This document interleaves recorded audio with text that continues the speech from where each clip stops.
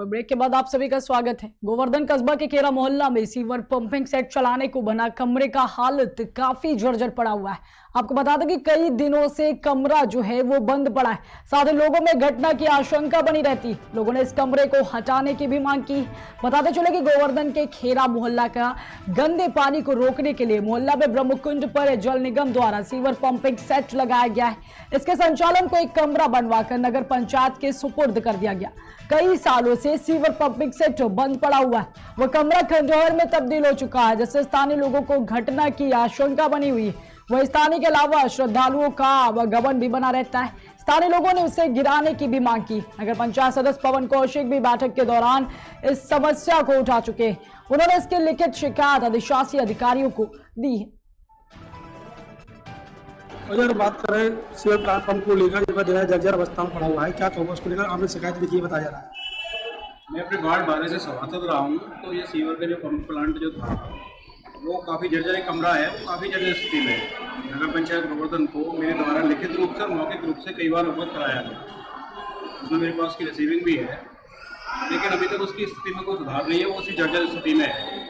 मेरे द्वारा पुनः जब बात की गई नगर पंचायत गोवर्धन जाके, तो उनके द्वारा मुझे अवगत कराया गया है कि हमने ये सरकारी काम है तो ऊपर कार्रवाई के लिए भेजा हुआ है, अपना प्रार्थना पत्र दे रखा है। वहाँ से जो भी आदेश आएगा उसके बाद हम इसका उसी हिसाब से नियोजन करेंगे। तो वहाँ से राहगीर गुजरते हैं, कितने लोगों का आना जाना रहता है, क्या डर लोगों के अंदर? वो जो पंपिंग सेट लगा हुआ है वो काफ़ी एक वार्ड के अंदर है, तो काफ़ी आबादी वहाँ पे रहती है। उसके आसपास काफ़ी लोगों के घर बने हुए हैं अगल बगल में, तो वो काफ़ी खतरे की स्थिति में है इस समय, तो उसका जल्द निवारण होना बहुत आवश्यक है।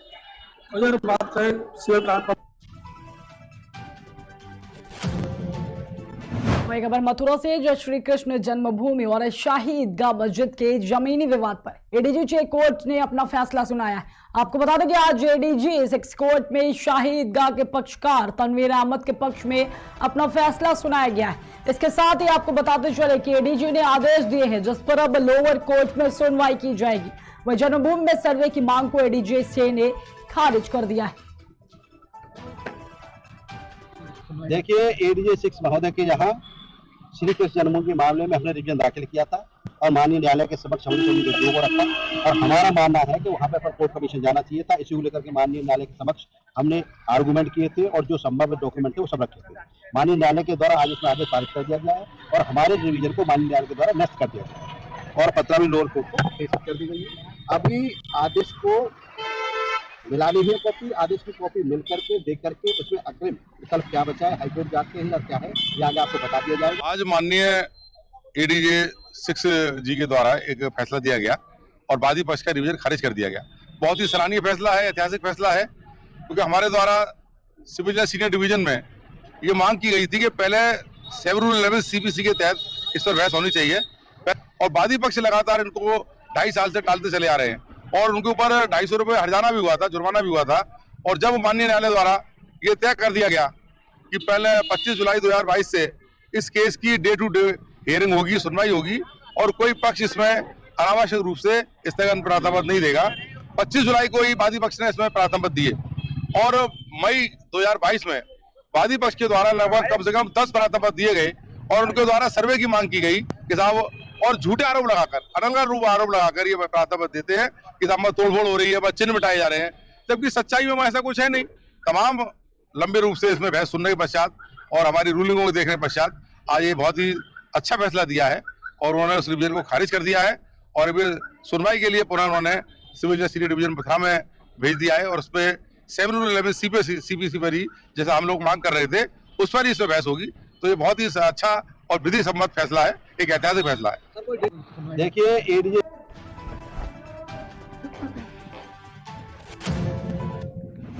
मामला गोविंदपुर बिजली घर मथुरा का है, जो बिजली का बिल पूरा भरने के बावजूद भी कनेक्शन को काट दिया गया है।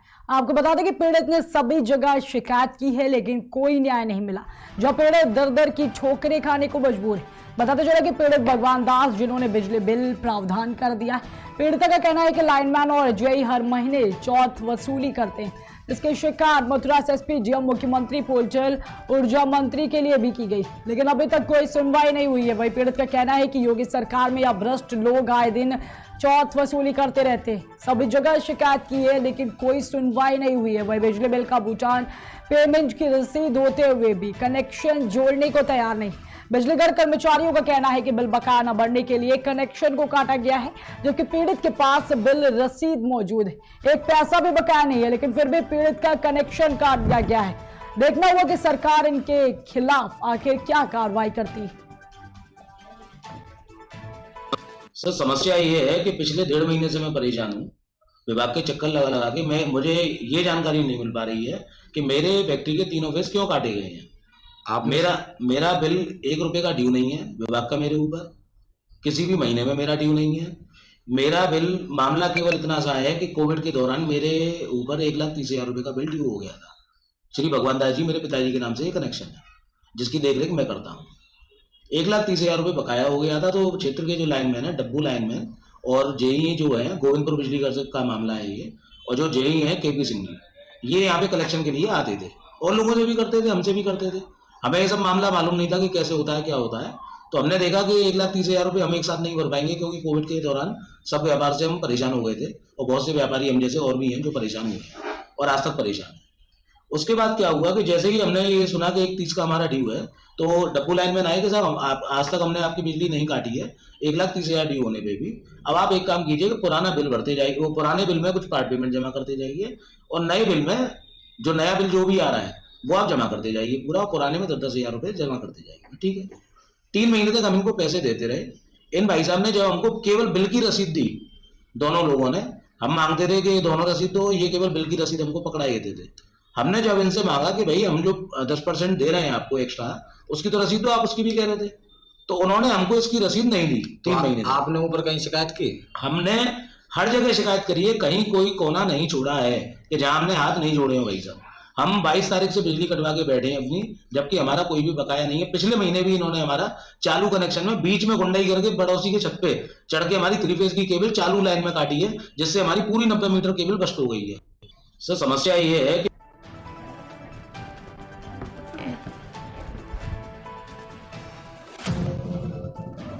कैश फॉर माइक्रो क्रेडिट संस्था के द्वारा अपने सदस्यों को वित्तीय जागरूकता व उनके हितों को ध्यान में रखते हुए आरबीआई द्वारा जारी किए गए नए दिशा निर्देशों के बारे में जानकारी देने के लिए कार्यशाला का आयोजन किया गया है। वह कैश फॉर हमेशा से ही गरीबी रेखा से नीचे जीवन यापन करने वाले सदस्यों को वित्तीय सहायता व स्वास्थ्य एवं शिक्षा की सुविधाएं भी प्रदान करती है, जिससे सदस्यों की आर्थिक स्थिति को सुधारने के साथ साथ वह अपने परिवार की बीमारी और बच्चों को शिक्षा पर ध्यान दे सकते हैं, वही अपने जीवन स्तर को भी ऊपर उठा सके। कैस्पर प्रतिवर्ष ऐसे कार्यशाला का आयोजन करता रहता है। बता दें कि इस आयोजन में मुख्य अतिथि के रूप में महिला थाना अध्यक्ष मोनी निषाद बांदा, महिला थाना प्रभारी के द्वारा सदस्यों को जागरूक करने के साथ साथ अन्य जानकारी भी दी गई। वही आयोजन में सभी सदस्यों ने बराबर से हिस्सा लिया है। कैस्पर द्वारा वित्तीय साक्षरता, शिक्षा एवं स्वास्थ्य सेवाओं के तहत ग्रामीण क्षेत्रों में गरीब महिलाओं को उनके स्वयं सहायता समूह के माध्यम से गरीबी के दुष्चक्र से बाहर निकालने के उद्देश्य से यह कार्यक्रम चलाया जा रहा है। किस तरह की जानकारियाँ दी गई हैं आज? इसमें वित्तीय साक्षरता है, उनका स्वास्थ्य का है, शिक्षा है उनके गरीब बच्चों को, साथ ही इनके साथ वित्तीय प्रोत्साहन राशि के बारे में भी बताया जाता है। जो ये ऋण लेती हैं, जो कैस्पर संस्था साल में एक बार इनको वित्तीय राशि से प्रोत्साहित करती है, उसके बारे में बताया जा रहा है। कहाँ से है? आपने किस लिए लोन लिया था? सिलाई के धंधे से। बढ़िया चल रहा है? बढ़िया। मेरे पास एक मशीन थी, आपकी तारीख में 12 मशीनें हैं। आपने कितने समूह बनाए? मैं तो एक ही से जुड़ी हूँ। एक ही समूह से। आप भी जॉब करती हैं? नहीं, जॉब नहीं, अपने हस्बैंड की मदद करती हूँ सिलाई। कैस्पर द्वारा वित्तीय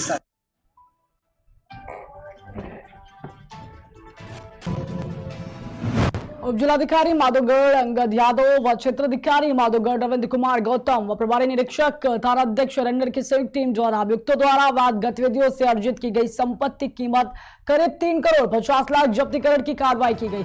वही जब्त की गाड़ियों की जुगजुगे बिठवाकर जब्तीकरण की कार्रवाई की गई है, जिसमें 7 ट्रक और एक ऑल्टो कार को जब्त कर अपराधियों की गैंगस्टर के तहत कार्रवाई की गई। आपको बता दें कि इसके पहले 28 फरवरी को करीब 4 करोड़ के 9 ट्रक जब्त किए गए थे। इसके साथ ही अब तक माधोगढ़ कोतवाली क्षेत्र में 7 करोड़ रुपए से अधिक की संपत्ति को कुर्क किया जा चुका है। जनपद जालौन की सीमा से सटे हुए जो है कई बॉर्डर आते हैं, जो एमपी के बॉर्डर हैं, इसमें से अवैध परिवहन एवं अवैध खनन की शिकायतें बराबर मिलती रहती थी। इसके तहत पुलिस एवं प्रशासन की टीम ने संयुक्त कार्रवाई की थी। अगस्त एवं अक्टूबर माह में एक बड़े पैमाने पर हुई कार्रवाई के अंतर्गत गैंगस्टर एक्ट 2/3 के तहत कुछ कार्रवाइयां हुई, जिसमें बड़े पैमाने पर गाड़ियां सीज हुई और उनको कठोरतम कानूनी कार्रवाई के अंतर्गत लाया गया, जिसके तहत आपको पहले भी जानकारी दी जा चुकी है। पिछली बार 9 गाड़ियों के तहत कुल अनुमानित कीमत लगभग 4 करोड़ और वर्तमान समय में आज जो है 7 गाड़ियों की कुल कीमत 3.5 करोड़, लगभग अब तक 7.5 करोड़ के जब्तीकरण की कार्रवाई प्रशासन और पुलिस की टीम द्वारा किया गया। ये ऐसे लोग हैं जो संगठित अपराध से जुड़े हुए लोग हैं, जिनके द्वारा अवैध खनन एवं अवैध परिवहन में हिस्सेदारी की जाती है, उनके विरुद्ध ये कार्रवाइयां की जा रही हैं। जनपद जालौन की सीमा से सटे हुए जो खबर जालौन से, जो उप संभागीय परिवहन अधिकारी ने कानूनी हंटर चलाया है। बता दें कि ताबड़तोड़ आधा दर्जन से अधिक ऑटो रिक्शा पर कार्रवाई की गई है। इसके साथ ही हजारों रुपए का जुर्माना भी लगाया गया।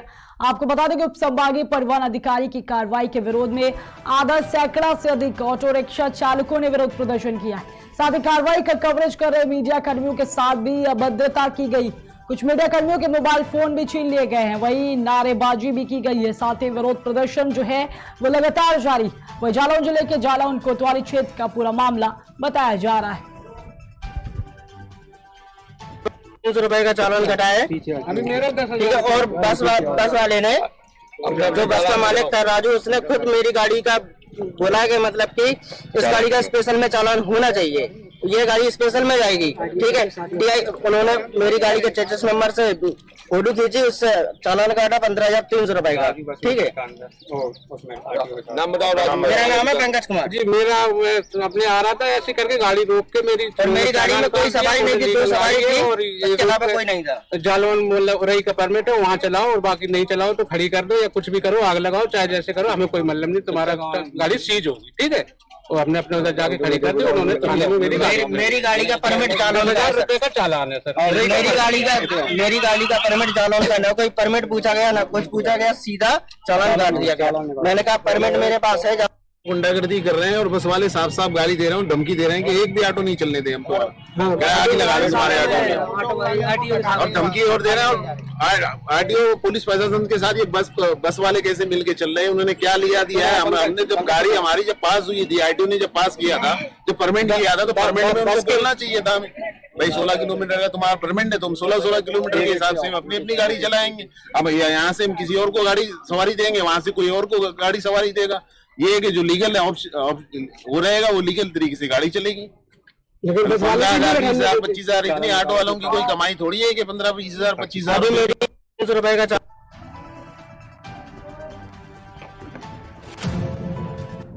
जालौन की पुलिसिंग सेवाओं को प्रदेश में पहला स्थान मिला। एनकाउंटर स्पेशलिस्ट IPS सीरज राजा की सेवाओं की अपर पुलिस महानिदेशक ने प्रशंसा की है। इसके साथ ही नीरज राजा की बतौर SP जालौन में नियुक्ति के बाद 1 दर्जन से भी ज्यादा अपराधी मुठभेड़ के बाद गिरफ्तार किए गए। शासन की जीरो टॉलरेंस नीति के तहत करोड़ रुपए की संपत्ति कुर्क कर संपत्ति जब्तीकरण की कार्रवाई की गई है।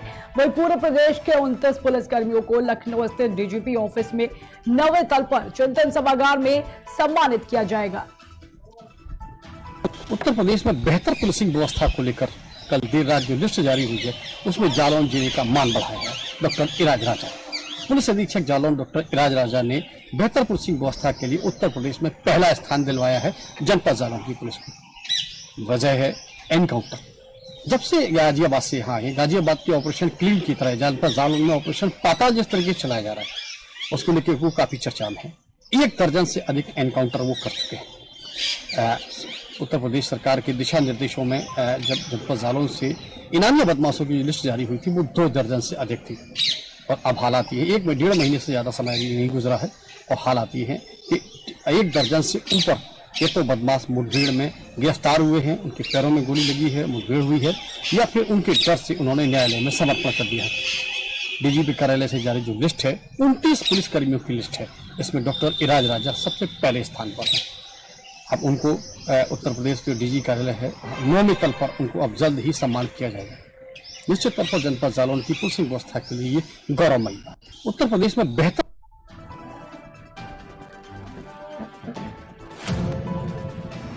राष्ट्रीय राजमार्ग पर आकस्मिक सेवाओं के लिए उपलब्ध एम्बुलेंस की चोरी होने का एक अजीबोगरीब मामला सामने आया है। इस संबंध में जो जानकारी सामने आई है उसके मुताबिक जालौन जिले के आटा टोल प्लाजा से 12 जो टोल प्लाजा के बीच इमरजेंसी घटनाओं के लिए उपलब्ध हाईवे एम्बुलेंस चोरी हो गई। इसके लिए कालपी थाने में लिखित रूप से शिकायत दर्ज कराई गई, लेकिन यहाँ पर बड़ा सवाल यह उठता है कि राष्ट्रीय राजमार्ग पर हर 50 किलोमीटर पर टोल प्लाजा है, वही जगह जगह सीसीटीवी कैमरे भी लगाए गए, उसके बाद भी एम्बुलेंस को जमीन खा गई या फिर आसमान, या फिर इसके पीछे कहीं कोई साजिश तो नहीं।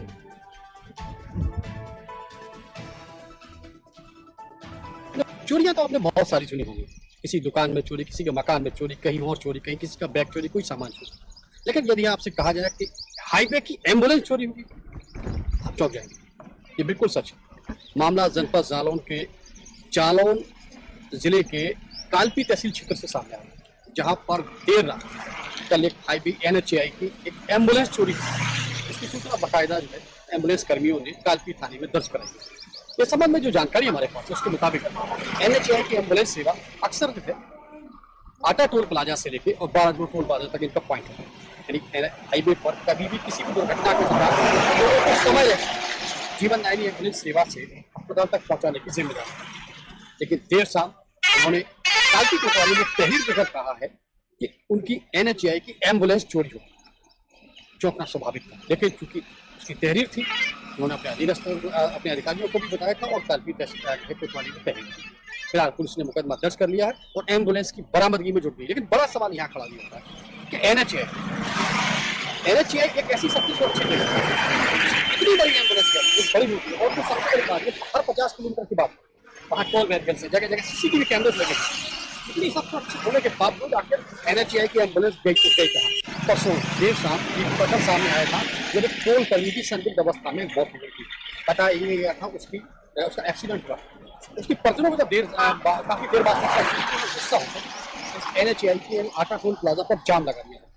जाम के बाद हालांकि प्रशासन के आला अधिकारी मौके पर पहुंचे थे, उन्होंने उनको मुआवजे का आश्वासन देकर बड़ी मुश्किल से जाम करवाया था। सैकड़ों वाहन खुला, तो क्या करें, फिल्म सिंघम की तरह इस एम्बुलेंस चोरी और इस एक्सीडेंट का कहीं कोई नाता तो नहीं।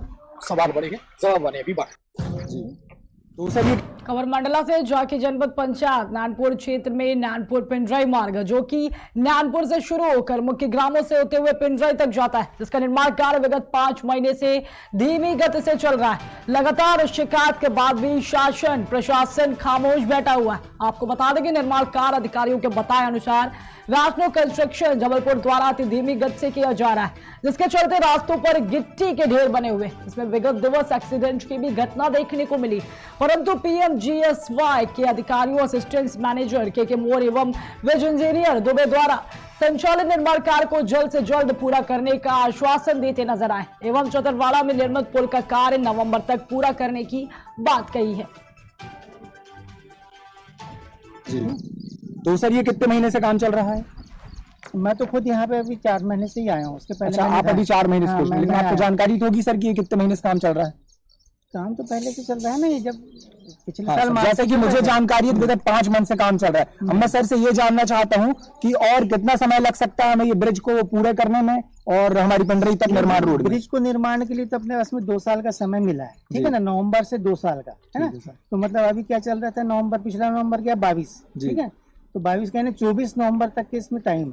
24 नवंबर तक बहुत अच्छी गति से ये काम चल रहा है और अपन 2 साल के बजाय 1 ही साल में कंप्लीट कर देंगे। बहुत अच्छा है सर। रोड का काम भी अपना डामर का काम कल से चालू हो जाएगा जी। ठेकेदार तो इसके वैष्णव कंस्ट्रक्शन करके हैं जबलपुर की कंपनी। वैष्णव कंस्ट्रक्शन जबलपुर से है, ठीक है सर जी। तो सर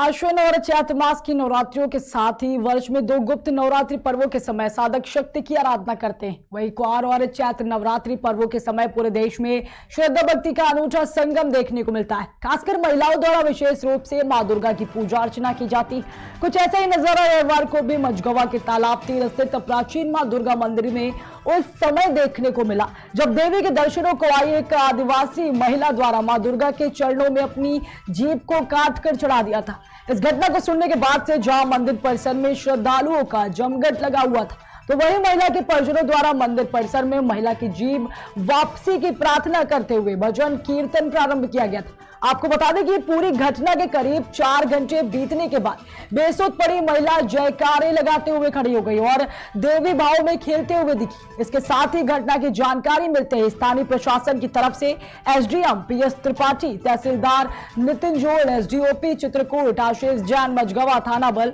सहित वहां पर मौजूद रहे हैं।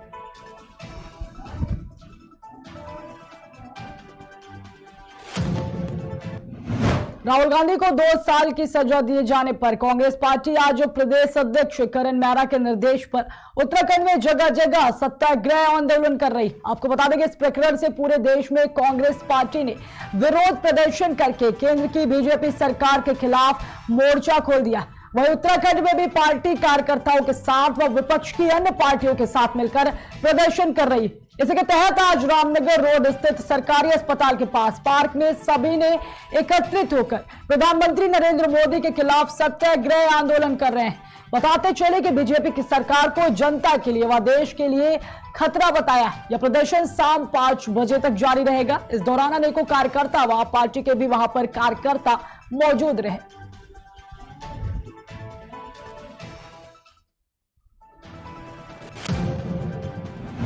पुलिस अधीक्षक वृंदा शुक्ला एवं जिलाधिकारी अभिषेक आनंद द्वारा जिला कारागार चित्रकूट की आकस्मिक चेकिंग की गई थी, जिसमें कारागार में निरुद्ध अपराधी अब्बास अंसारी व उसकी पत्नी निकट बानो तथा उनकी सहयोगियों द्वारा कारागार के अंदर कतिपय अधिकारी व कर्मचारी गणों के सहयोग से अवैध गतिविधियां संचालित की जा रही थी। वहीं विवेचना के क्रम में नामजद अभियुक्तों को गिरफ्तार किया जा चुका है। शासन के द्वारा संगठित अपराधियों और माफियाओं के विरुद्ध जीरो टॉलरेंस की नीति के अंतर्गत जनपद चित्रकूट में पुलिस अधीक्षक के नेतृत्व में प्रशंसनीय काम किया गया है। विगत दिनों जेल में अब्बास अंसारी के प्रकरण में जो कार्रवाई हुई है उसके क्रम में आज एक नया नाम शाहबाज आलम पुत्र शाहिद आलम निवासी कैंट वाराणसी का सामने आया है। उसमें पूछताछ में करोड़ों रुपए के लेन देन की बेनामी ट्रांजैक्शन की बात स्वीकारी है जो अब्बास अंसारी के गिरोह के द्वारा संचालित की जाती थी और इससे जो पैसा सृजित होता था वह जेल अधिकारियों को रिश्वत देने, उनको लालच देने और उसके एवज में अपने लिए अवैध मांगे और सुविधाएं जो है जेल में उपलब्ध कराने के लिए किया जाता था। तो शासन के द्वारा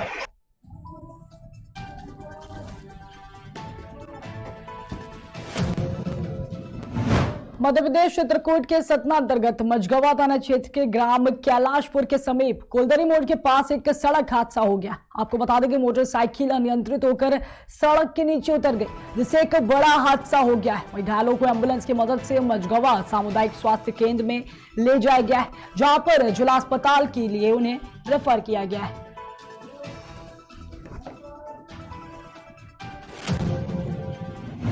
रुकते एक छोटे से ब्रेक के लिए, जल्द हाजिर होंगे।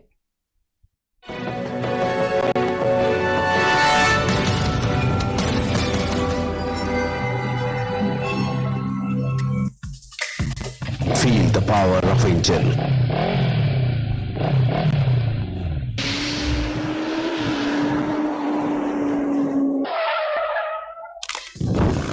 Macro lubricant, ready to dry.